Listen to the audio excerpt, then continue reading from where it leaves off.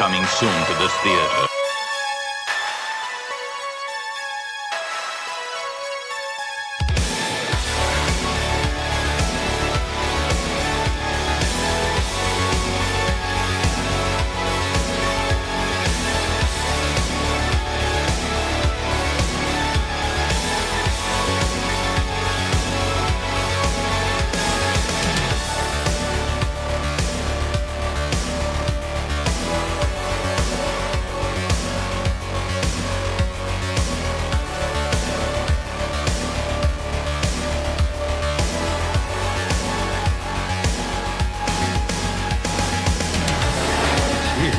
It's alive. It's moving. It's coming this way.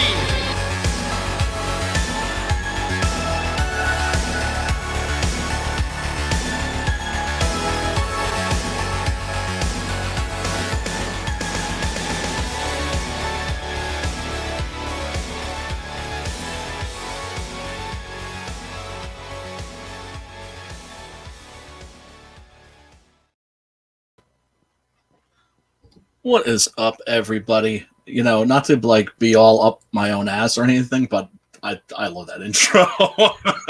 I'm kind of proud of it. Anyway, what's up, everybody?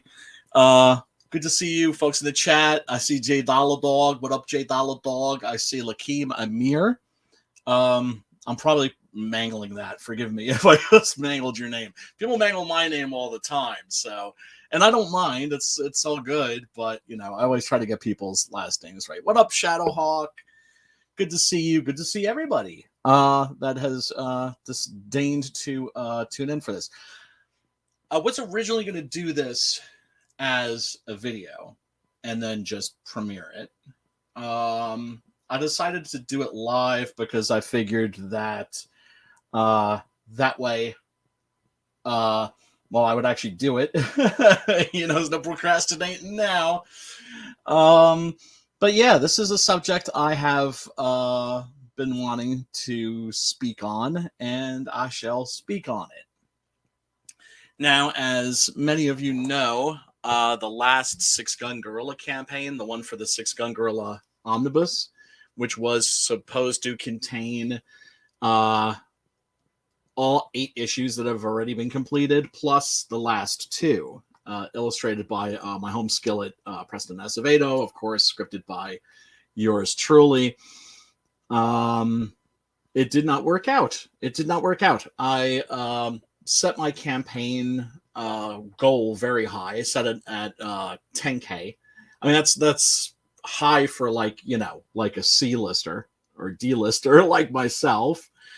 As opposed to like some of the bigger people in CG, but on average, I scored about 20K, well, sometimes a little bit under on most of my campaigns. So I figured, okay, I could probably do this, but well, first of all, let's discuss what Zoop is, because a lot of people were asking that question. What's a Zoop?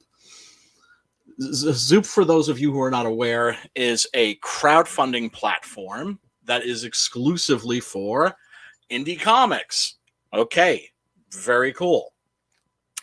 The thing is they're curated. That's to say, not anybody can just throw a campaign on there. Now, obviously, that's somewhat of a negative because you want everybody to be able to get their shot, right? At the same time, it's cool because they'll only accept your campaign if they feel that it's of like top tier quality. And well, what can I say? Six Gun Gorilla is. That's not me saying that. That's everybody else saying that. So I feel okay. I could say that with all humility. At first, they were only doing campaigns for established creators, and we're also doing fulfillment so that said established creators can do what they want to do, which is not dicking around with Indiegogo and Kickstarter campaigns, but, you know, creating comics. One of the really frustrating things about what I do is that it's pretty much like 90%, in some cases 95% grind and 5% art, right? Not that I don't like streaming, I do. It's just I'd rather be spending more time on writing comics than promoting comics. But I understand it's part of the whole thing. It's all good. Anyway, they opened up themselves to submissions. And so I and a bunch of my friends in CG were kind of like looking at them from afar, like, oh, I don't know about these guys. You know, there might be something shady going on. I heard somebody shady works over there. You know, how's this whole thing work? And I figured, you know what? I never get to contribute anything when it comes to giving back to the community, or very little. I am trying to engage with more new creators. People also have been hanging out in the scene, trying to encourage them to get their stuff out there, connect them with the right people. But it's not like some friends of mine who shall remain nameless, because this is something that they did that unfortunately got them into trouble. Tells you the kind of world that we live in. But if somebody's campaign looks like it's not going to make it, they're artists, so they can bust with a variant cover or some sketch cards and get those people across the finish line. I'm a writer. What am I going to do? Right? Send them a paragraph. It doesn't work. It's not quite the same thing. So I figured, okay, let me just take a little bit of a risk here and just give it a shot, and then report back with my experience. This is the same thing I did when I put my book on Kickstarter for the first time, and made a point not to promote it so that I could just see what it did. In other words, how many sales that I could make just by people stumbling across my book. And it did very well. It did about 3K, which I think was more than I expected, given the zero promotion, right? And so I discovered that Kickstarter is absolutely viable when it comes to second chance campaigns. Now, of course, people were looking at me funny. Some people were looking at me funny because they were like, wait a second, wasn't there this Camilla's, I'm probably messing up her name, Camilla Zhang? She was somebody that was like an SJW that was working at Kickstarter, and she had, I guess, interfered with some people's campaigns. Some other people told me that she was part of the Whisper Network, right? That was getting toxic white males out of DC and Marvel Comics. And I have no idea who this bitch is. I really don't. At least, well, I mean, now obviously I do, but not through any kind of direct experience or even just kind of like following those stories. It's stuff I heard, scuttlebutt, right? So some people immediately were just like, how fucking dare you? How fucking dare you? Like, Camilla Zhang's working over there, and I'm not backing your campaign, and fuck you on top of that, and I'm never backing anything you're doing again. Go fuck yourself. Okay. All right. I mean, I'm not going to do a Kelly Sue DeConnick and say, if you don't like my politics, don't buy my book. It's that thing that she does at the end. Their lips is kind of standing out. That just always cracks me up. I'm not gonna come at you like that, but I would question the logic of not backing my book because somebody works there that you have a problem with. Okay. Right? It's not like, because I looked at their who we are page, and I didn't see her name anywhere on there. So she works there. I don't know what she's doing, but some people were also saying, well, isn't there the possibility for censorship there? Indiegogo has been shadow banning our campaigns. Okay? Indiegogo has been shadow banning our campaigns. Now, mind you, I found this out almost like on the day that I launched the Zoop campaign. Is there a chance for censorship? Well, there's a chance for censorship anywhere, but they wouldn't. How are they going to censor me if they were hosting my campaign? That would be hitting them in the wallet, right? So that just doesn't make any sense. And I've stressed this often. They know who I am.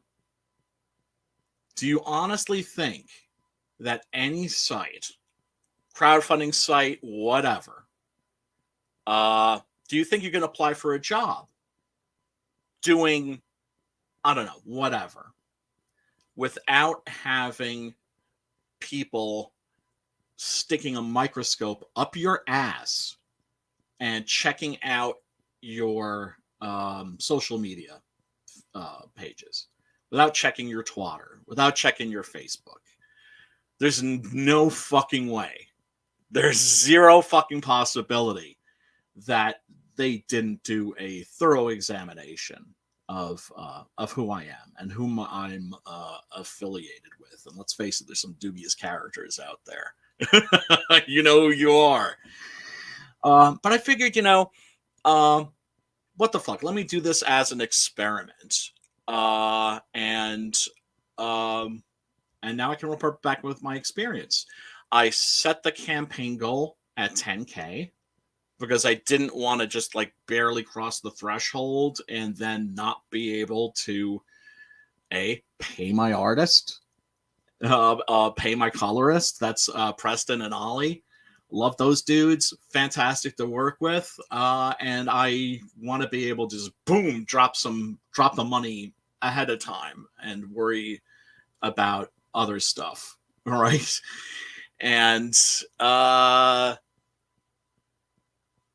didn't make it. I didn't make it. I tried making it across the finish line, and I tried, calling in CG to like back me up, and they didn't. And which it just is what it is. Why that was would well, I can speculate, but that would be just that. It would be speculation. So let me be careful with my words here. Still, I did close to 6K in just 30 days. And so, okay, let's say, yeah, I have notes here. Let me consult my notes. I found the folks at Zoop very pleasant to work with. Very pleasant, very professional, very cool. What did I not like about the experience? I would say that the only thing I didn't like about the experience was something that I thought I would like, right? Because they run your campaign page. Like, you don't have to sweat it. Basically, you can just fuck off and forget about it and hopefully devote more time to making comics. At the same time, what I didn't like was not being able to go in and tinker with the campaign page myself. Now, I understand it's their website, and the campaigns are curated, and they don't want like some buttnut suddenly going up there and posting, swastikas, and anything that might get them into trouble, right? So I understand that. At the same time, if I wanted to change to the campaign page, if I wanted to add a tier, for instance, I wanted to add a tier for Volume 2 trade paperback, because a lot of people in the previous campaigns had backed the trade paperback that contains the first 6 issues of Six Gun Gorilla, Long Days of Vengeance. And I'm not about to double dip on these people. So if they don't want to buy the omnibus, even though it's going to have a bunch of new stuff in it, also I want to go back and correct some of the mistakes that were made in the first couple issues, maybe do a little touch-ups and that sort of a thing, fix a mistake that's in the first issue, which not everybody, but a couple people picked up on. But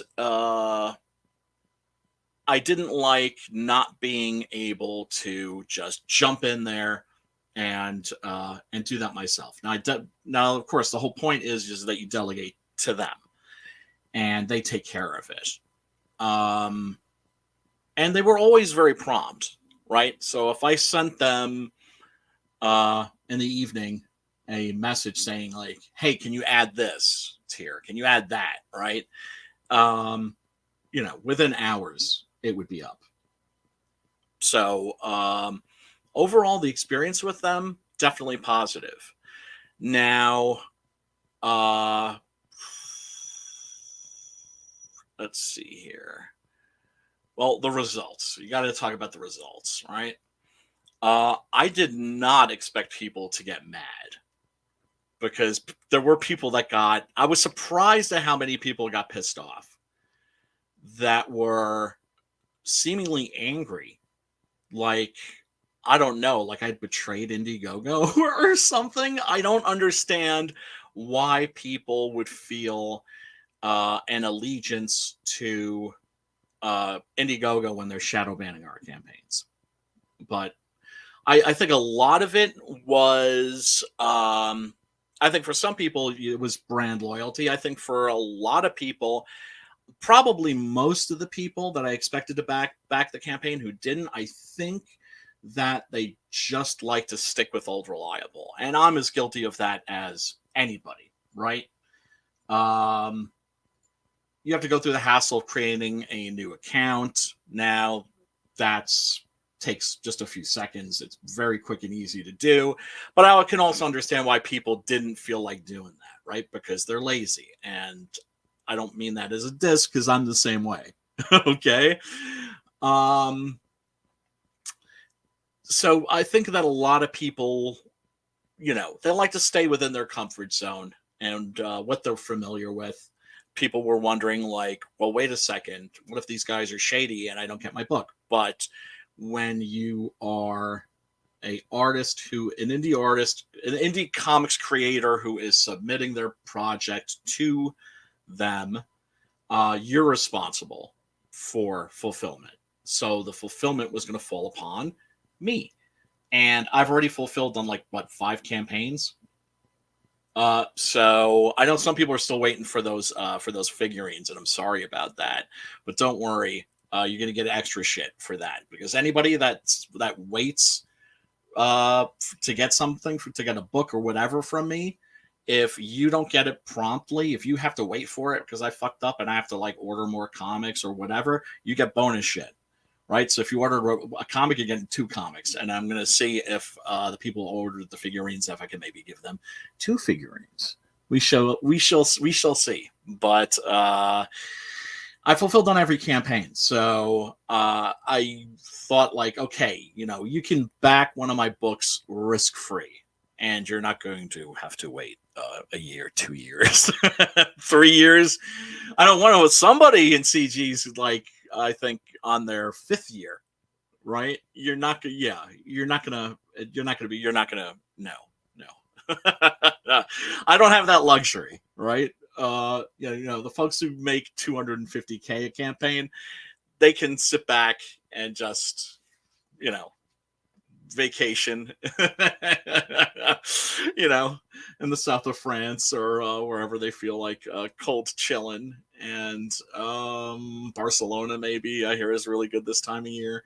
But no, when you're a C-list creator, you definitely have to fulfill, and you have to fulfill promptly.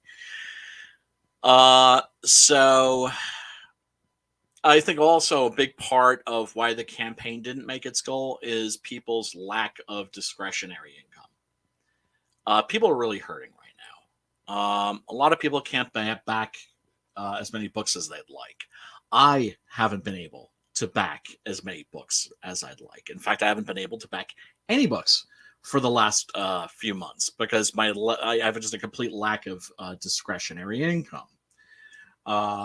Hopefully that will change soon. I'm looking to, if I'm not getting my old job back, the one I had to quit when my mom got sick, it's still going to be in the mental health care field. And that should that job hunt is proving a little more challenging than I thought it would be. But I've got an interview on Monday, so we shall see. Wish me luck, because that was a field that I did find very rewarding to work in. Now, would I love to be able to just be an A-lister and and just make comics for a living? Of course, I would still do a little volunteer work, but yeah, I wouldn't be doing it for the money, because when you get into the mental health care field, you don't get into it because of the money, because there is none. At least not a lot. You're lucky if you can cover your rent and utilities. But you're definitely not going to be driving a Lamborghini or a custom Batmobile or something. So, closing thoughts: is Zoop a viable third platform? Absolutely. Like I said, I got close to 6K, and so that wasn't from my normal backers. That was from people that just use Zoop.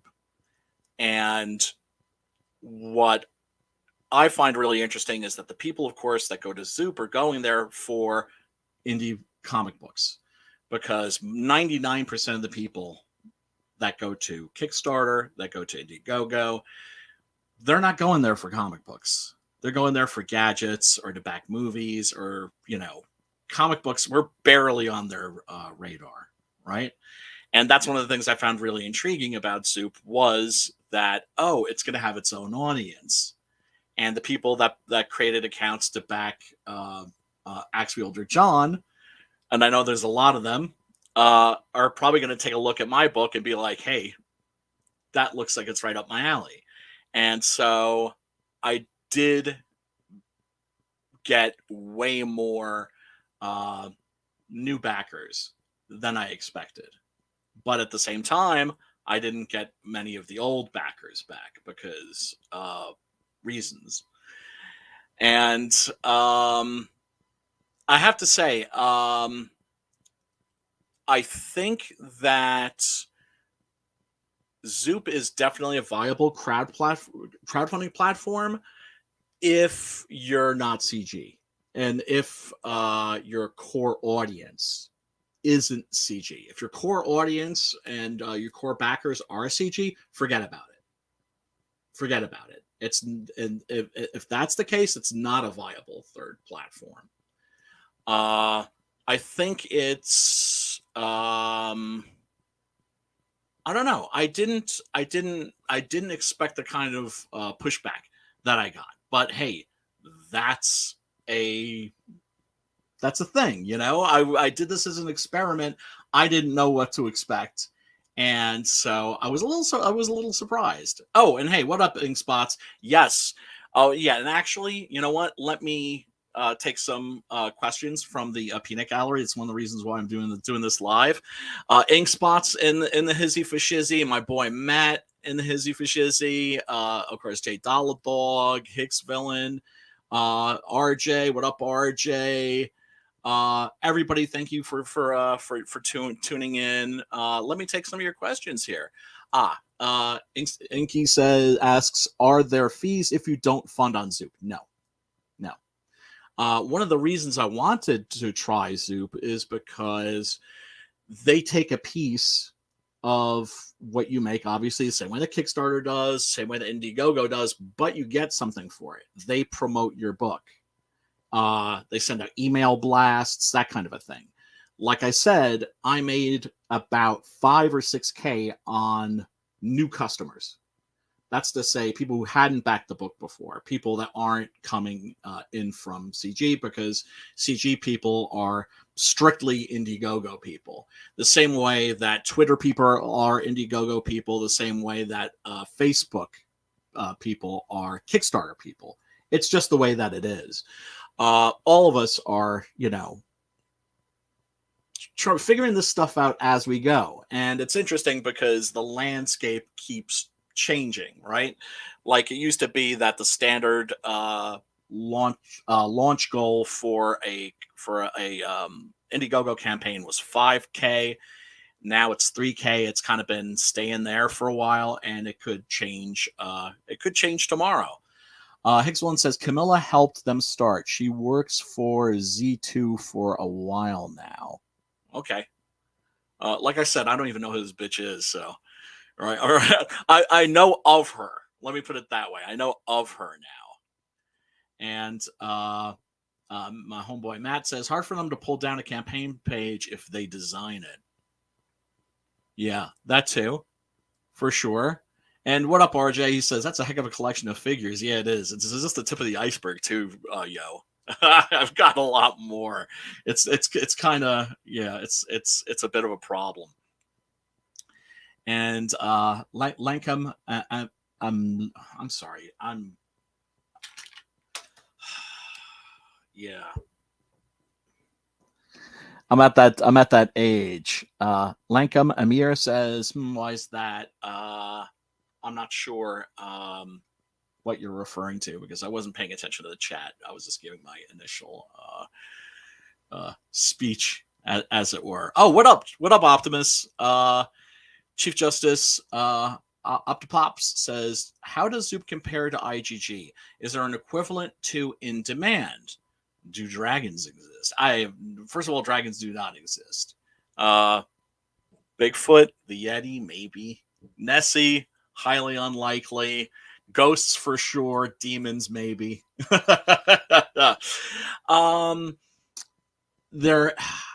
I think there is an equivalent to In Demand, but I also knew that I wasn't going to extend, if possible, on this campaign because I simply couldn't afford to run an extra month and not fund. At this point, what up? Thank you. Call me LA. Yeah, that works. Thanks, brother. I appreciate that. Let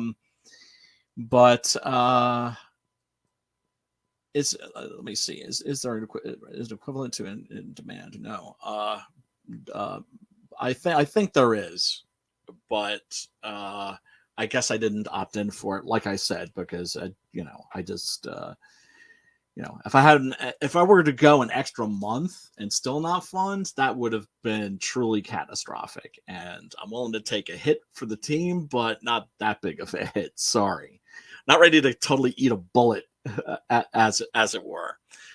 But overall, my experience with them was very positive. We do need more options because, like I said, Kickstarter is not our friend. Indiegogo is not our friend. And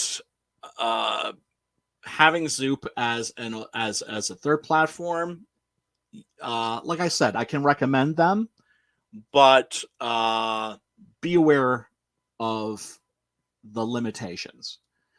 One of the problems with being in CG is that you're in a bubble.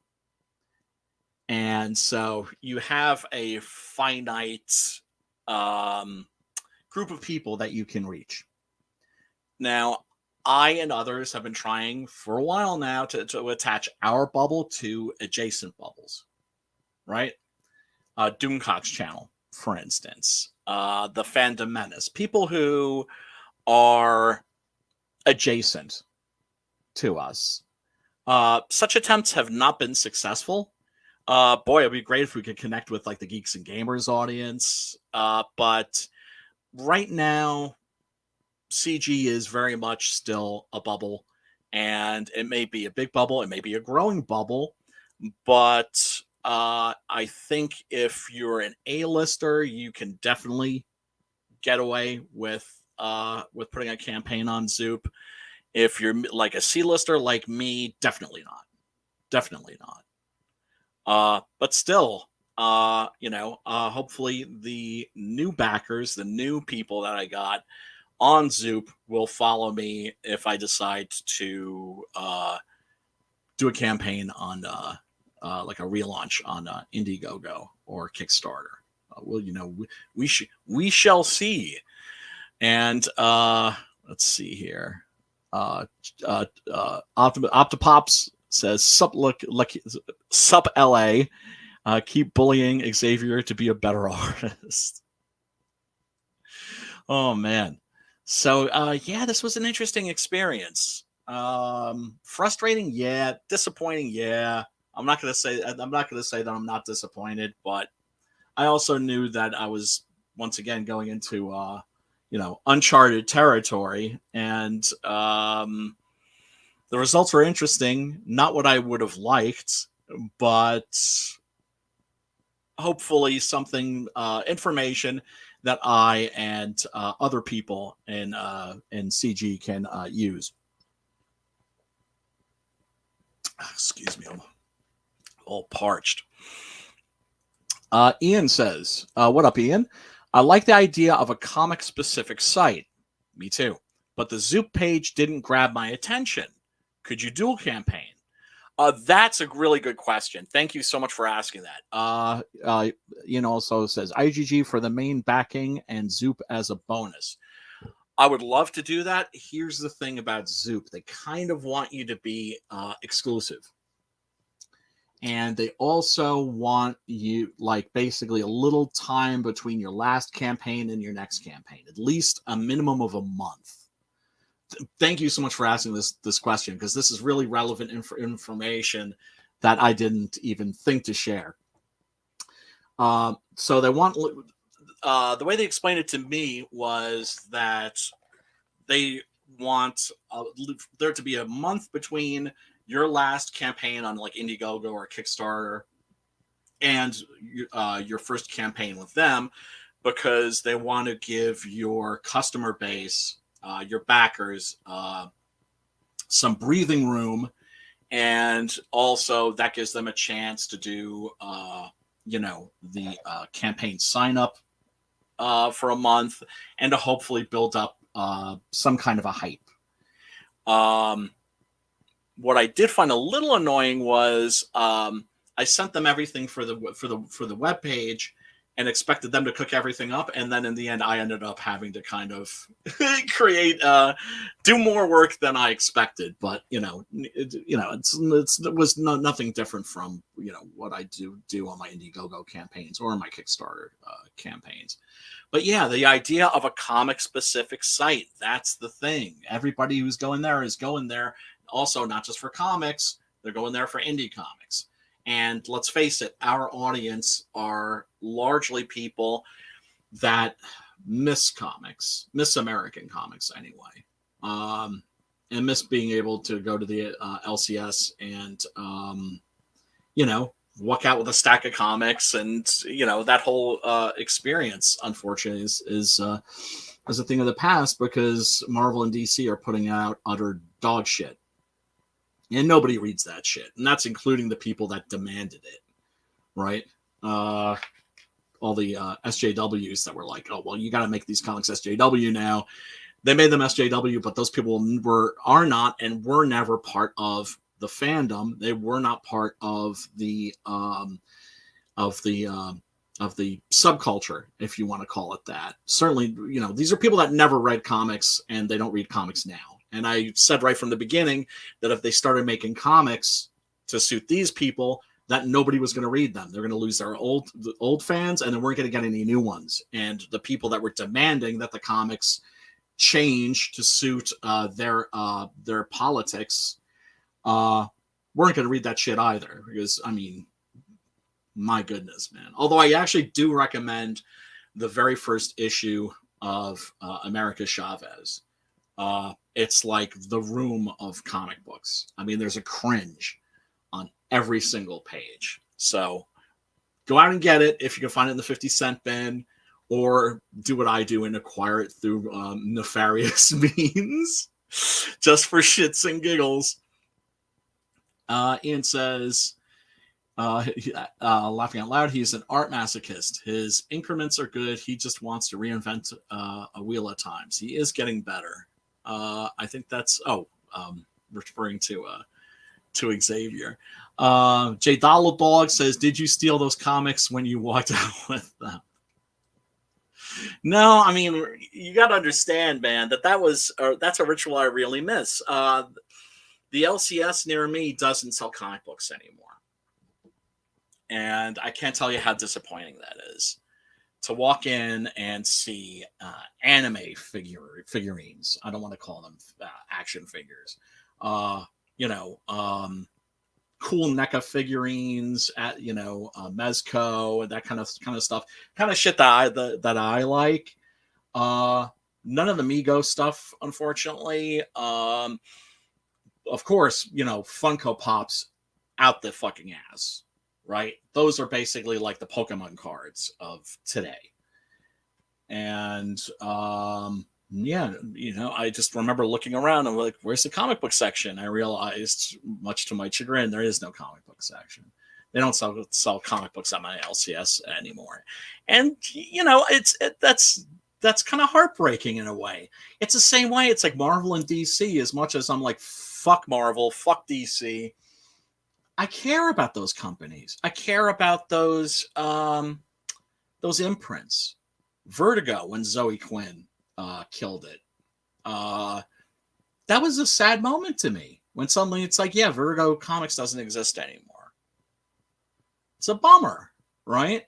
And is somebody gonna, like Todd McFarlane, gonna step in and buy Marvel Comics, or is Robert Kirkman gonna buy DC? It's not gonna happen. I don't think so, because remember, these are IP forms.